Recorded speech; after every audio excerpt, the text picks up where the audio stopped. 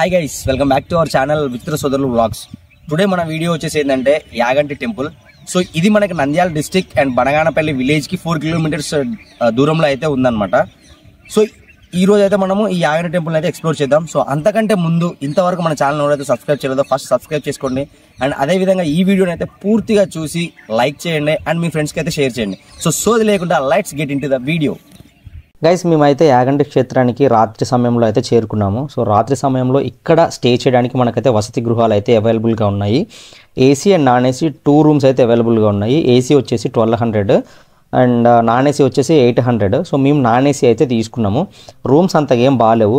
And ఇక night అక్కడ stay చేసి అండ్ మార్నింగ్ ఫ్రెష్ అయిపోయి దర్శనానికి అయితే వెళ్తున్నాము. పదండి లోపల ఎలా ఉందో చూద్దాము. యాగంటి క్షేత్రం మొత్తం కూడా మీరు ఇక్కడ చూస్తున్నారు కదా, మనకైతే కాళ్ళు చేతులు కడుక్కోవడానికి అయితే ట్యాంక్స్ ఈ విధంగా అవైలబుల్గా ఉన్నాయి. సో నేను ఇక్కడ కాళ్ళు చేతులు కడుక్కొని లోపలికైతే వెళ్తున్నాను. మనకు అక్కడ చెప్పుల స్టాండ్ కూడా ఉంది. మీరు చెప్పులు వేసుకొని వస్తే కనుక చెప్పులు అక్కడ వదిలేసి లోపలికి వెళ్ళండి. అండ్ మనం లోపలికి వెళ్తుంటే మనకి ఎగ్జాక్ట్ లెఫ్ట్ సైడ్లో మనకి పుష్కరిణి అయితే కనిపిస్తుంది. సో ఈ యాగంటి క్షేత్రానికి మెయిన్ అట్రాక్షన్ ఈ పుష్కరిణి అని చెప్పుకోవచ్చు. కానీ ఈ పుష్కరిణి మనం వెళ్ళే టయానికి అయితే రెనోవేషన్లో ఉందన్నమాట. ఈ పుష్కరిణిలో స్నానం చేసిన వారికి అనేక రోగాలు నయమవుతాయని, ఈ పుష్కరిణిలో ఉన్న వాటర్కి అనేక ఔషధ గుణాలు దాగి ఉన్నాయని ఇక్కడ ప్రజలైతే నమ్ముతూ ఉంటారు. ఈ పుష్కరిణిలో ఉన్న వాటర్ స్వయంగా నంది నోట్లో నుంచి వస్తాయంట. ఈ టెంపుల్కి దర్శనం టికెట్ 20 రూపాయలు. సో మీరు కనుక ఈ యాగంటి టెంపుల్ని దర్శించుకుందాం అనుకుంటే ఖచ్చితంగా క్యాష్ అయితే క్యారీ చేయండి. ఫోన్పేలో గూగుల్ పేలో అయితే ఇక్కడ అవైలబుల్గా అయితే లేవు అనమాట. ఎందుకంటే ఈ చుట్టూ కొండలో మధ్యలో ఈ టెంపుల్ ఉండడం వల్ల సిగ్నల్స్ అనేవి అస్సలు లేదు. సో అందుకని వీళ్ళు దర్శనం కౌంటర్ దగ్గర ఫోన్పే కానీ గూగుల్ పే కానీ అంటే ఆన్లైన్ ట్రాన్సాక్షన్ ఏది కూడా ఎలో చేయట్లేదు. ఖచ్చితంగా క్యాష్ ఉంటేనే వాళ్ళు దర్శనం టికెట్ అయితే ఇస్తున్నారు. సో మీరు కూడా ఖచ్చితంగా క్యాష్ అయితే మెయింటైన్ చేయండి.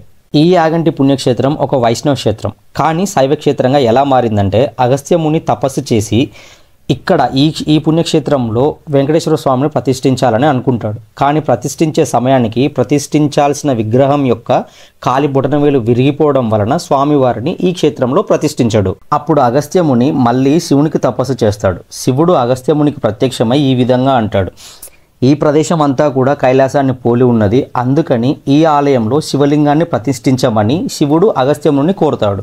అది విన్న అగస్త్యముని శివుడితో ఇలా అంటాడు, ఈ క్షేత్రంలో ఏకశిలా పైన శివుడు పార్వతి కొలువు తీరి ఉమామహేశ్వర స్వామి రూపంలో భక్తులకి దర్శనం ఇవ్వాల్సిందిగా అగస్త్యముని శివుడిని కోరుతాడు. ఆ విధంగా ఒక వైష్ణవ క్షేత్రం శైవ క్షేత్రంగా అయితే మారింది. అండ్ ఇంకోటి ఏంటంటే ఈ యాగంటి పుణ్యక్షేత్రం ఎక్కడ చూసినా కానీ మీకైతే ఒక్క కాకి కూడా కనిపించదు. దానికి గల రీజన్ ఏంటంటే అగస్త్యముని తపస్సు చేసేటప్పుడు ఆయన తపస్సుకి కాకులు భంగం కలిగిస్తాయి. సో దానికి అగస్త్యమునికి కోపం వచ్చి ఆ కోపంలో కాకులకి శాపం పెడతాడు అనమాట. ఈ యాగంటి క్షేత్రంలో ఎక్కడా కూడా మీరు కనిపించకూడదు అని చెప్పేసి అయితే శాపం పెడతాడు. సో ఆ శాపం వల్ల ఈ యాగంటి పుణ్యక్షేత్రంలో మీకు ఒక్క కాకి కూడా కనిపించదు. యాగంటి అంటే మన అందరికీ గుర్తొచ్చేది యాగంటి బసవన్న. ఈ బసవన్న గురించి శ్రీ పోతులూరి వీరబ్రహ్మేంద్ర స్వామి వారు ఆయన కాలజ్ఞానంలో ఎప్పుడో చెప్పారు. యాగంటి బసవన్న అంతకంతకు పెరిగి కలియుగాంత సమయంలో ఆయన రంకేస్తాడు అని చెప్పేసి చెప్పాడనమాట. బ్రహ్మం గారు చెప్పిన విధంగానే ఈ యాగంటి బసవన్న అంతకంతకు పెరుగుతూ వస్తున్నాడు.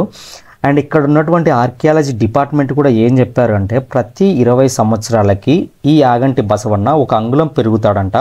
అండ్ ఇంకొకటి ఏంటంటే ఈ యాగంటి బసవన్న చుట్టూ 90 సంవత్సరాల క్రితము ఈ 4 స్తంభాల చుట్టూ కూడా ప్రదక్షిణలు చేసేవారంట ఈ బసవన్న చుట్టూ. కానీ ఇప్పుడు ప్రదక్షిణం చేయడానికి వీలు లేకుండా ఈ బసవన్న అయితే విపరీతంగా అయితే పెరిగారనమాట. మనకున్న కోరికలన్నీ కూడా ఈ బసవన్న చెవిలో చెప్తే ఆయన పరమశివుడికి చెప్పి ఆ పరమశివుడి ద్వారా మన కోరికలు తీరుతాయని చెప్పేసి ఇక్కడ ప్రజలైతే నమ్ముతున్నారనమాట.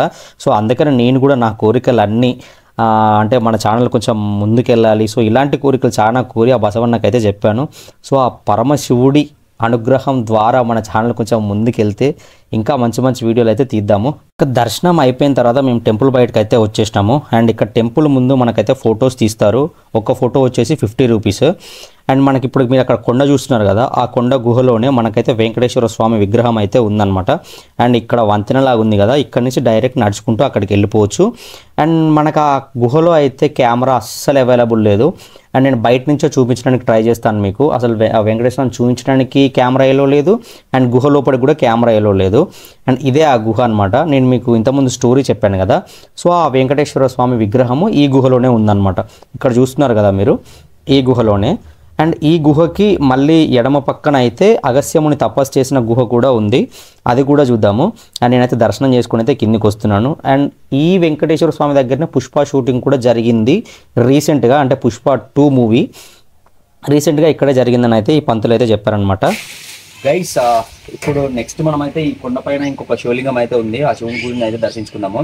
ఇక్కడ మొత్తం నేను రాయబట్టుకోవడం గల కారణం ఏంటంటే ఇక్కడ కోతులు కొండెంగలు చాలా ఉన్నాయి, విపరీతంగా ఉన్నాయి, అసలు మీదికి దుంకుతున్నాయి అనమాట. సో వాటి అన్ని దాటుకోవాలంటే ఖచ్చితంగా ఒక రాయి అయితే పట్టుకున్నా నేను, అందుకు రాయి పట్టుకొని వెళ్తున్నా. రండి లోపలికైతే వెళ్ళేసి ఆ దేవుని కూడా దర్శనం చేసుకున్నాం.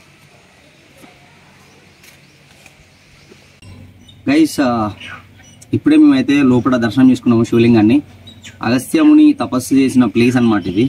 సో దీని గురించి నేను వీడియోలో మొత్తం చెప్తాను. కానీ లోపల మాత్రము అస్సలు కెమెరా కానీ వీడియో కానీ అస్సలు ఎలా లేదు, ఎందుకంటే ఇది ఆర్కియాలజీ డిపార్ట్మెంట్ మెయింటైన్ చేస్తుంది. ఓన్లీ గుడి బయటనే మనం వీడియోస్ తీసుకోవాలి, ఓకేనా. ఇప్పుడు గైస్ మీరు ఇక్కడ చూస్తున్నారు కదా, ఇది అన్నదాన సత్రము, మనకు టెంపుల్ ఎంట్రన్స్లోనే ఉంటుందన్నమాట. ఇక్కడ మేమైతే నైట్ భోజనం చేసింది ఇక్కడే, సో మీరు కూడా ఇక్కడే చేసేయండి. గైస్ చూసిరు కదా ఈ వీడియోకి అయితే ఇంతే. ఇదే మన యాగంటి టెంపుల్. సో ఈ వీడియో కనుక మీకు నచ్చినట్లయితే ఒక చిన్న లైక్ చేయండి.